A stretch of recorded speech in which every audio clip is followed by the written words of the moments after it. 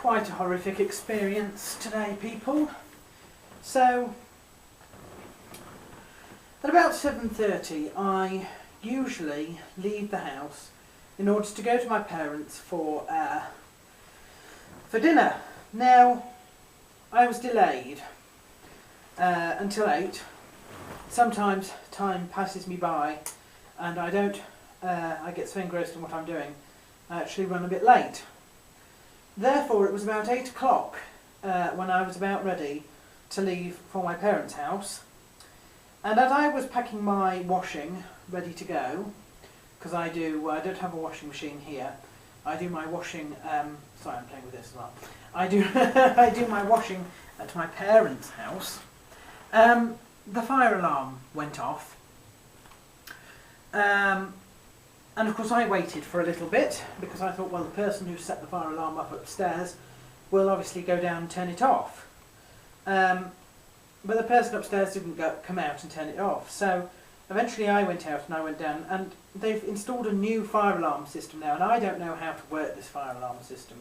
So I had to take the not very easy to read instructions that have been scrawled out by someone, I don't know who, as to how to get this thing to work. And eventually I managed to turn the fire alarm off, which was fine. I went upstairs and I banged on the door upstairs and nobody was answering, but I could hear the television on and I could smell, you know, the smell like burnt toast. So anyway, I turned the reset the alarm and was about to go back up to my room to get my stuff to leave when the alarm went off again. So I thought, well, this isn't good. But I thought, there's obviously somebody in upstairs, won't come out when I'm knocking on the door, so I may as well just leave. Got halfway down the road and thought, I can't just leave it because sooner or later somebody's going to phone. Then they'll phone the landlord will come round, and there's a chance that he might enter my property. Not that I have anything to hide, but I don't like the thought of somebody like him looking through my stuff without my knowledge. So I thought, right, I'm going to have to go and do something. So I went back and I managed to turn it off. And then my parents rang and said, you're running a little late, are you coming round? Because it was now about 8:30, which is the time I was due there. And I said, look, I've got a bit of a problem. The fire alarm keeps going off, even when I reset it after 45 minutes. It's still going off. The smell of the smoke is not going away, but there's no signs of fire from the top floor. I don't know what to do. So they gave me the number of the local police station, which I phoned, and obviously the person there put me through, said yes, your case qualifies for somebody to come out and have a look.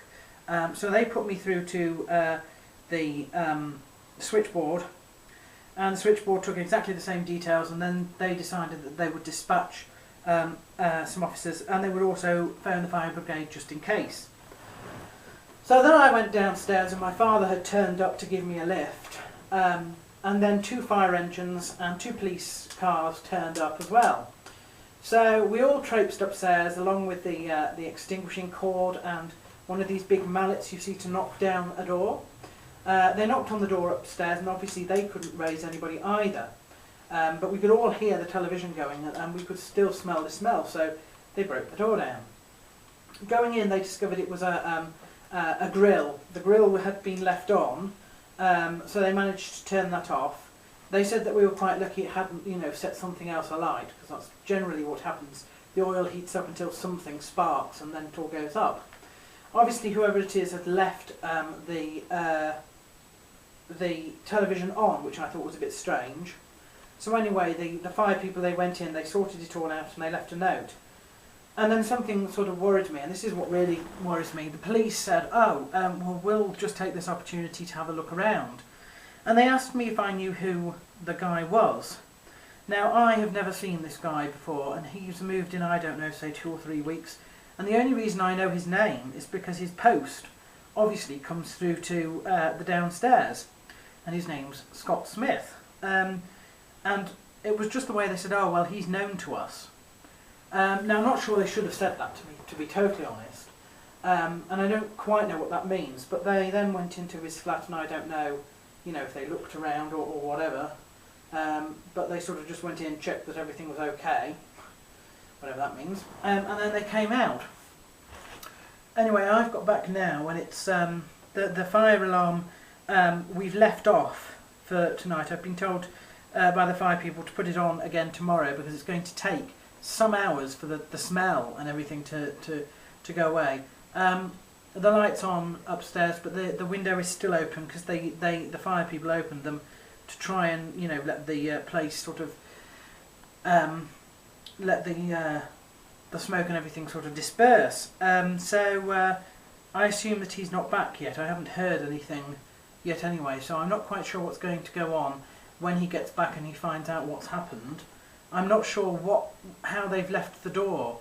I don't know if it was broken or what. I know they've left a message for him, but I don't know if they've bust the lock in trying to get in, you see, quite possibly. So I don't know about this. Anyway, I had phoned the landlord, Mr. Scott, but he's away until Tuesday, apparently. So says the answer machine on his answering machine. So I've left him a message, but he's left no forwarding number. So presumably he's on holiday. Won't get the message, you know, for a couple of days anyway. I don't know. I'm just a little bit shocked, I think, by everything. Because, of course, had I gone and not decided, you know, to actually come back, you know, because I was walking down the street, the chances are quite high that would have set some sort of fire off and, you know, all my worldly belongings in this house would have been burnt down. But, of course, we didn't know that he wasn't in there. I mean, the television was on. You know, it smelled like he was just cooking. I'd knocked on the door, but he maybe hadn't heard. Do you know what I mean? Or maybe he'd had an accident. You know, so I didn't feel too unjustified in phoning them. But I've never actually sort of done that before, so just a little bit shaky.